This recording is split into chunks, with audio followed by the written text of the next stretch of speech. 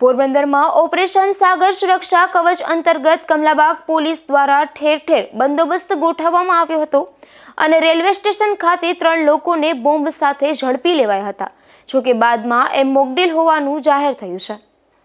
પોરબંદરમાં ઓપરેશન સાગર સુરક્ષા કવચ અંતર્ગત કમલાબાગ પોલીસ મથક વિસ્તારમાં પીઆઈ આરસી કાનમિયાના માર્ગદર્શન હેઠળ પોલીસ મથકના સ્ટાફ દ્વારા ઠેર ઠેર ચુસ્ત બંદોબસ્ત ગોઠવવામાં આવ્યો હતો। તે દરમિયાન રેલવે સ્ટેશન ખાઈ રહેલ સ્ટાફને બાતમી મળી હતી કે રેલવે સ્ટેશન ખાતે 3 શખ્સો બોમ્બ સાથે આવી ચડ્યા છે। આથી તેઓએ તુરંત શંકાસ્પદ જણાતા 3 શખ્સોને ઝડપી લીધા હતા અને તેની પાસેથી બોક્સ કબજે કર્યું હતું, જોકે બાદમાં મોકડ્રીલ હોવાનું જાહેર થતા સૌએ નો શ્વાસ લીધો હતો। આ મોકડ્રીલમાં SOG PI Chudasama, Gujarat railway police staff, આરપીએફના પીઆઈ રમણ બિહારી શર્મા અને સ્ટાફ તેમજ એસઓજી અને કમલાબાગ પોલીસ મથકનો સ્ટાફ જોડાયો હતો।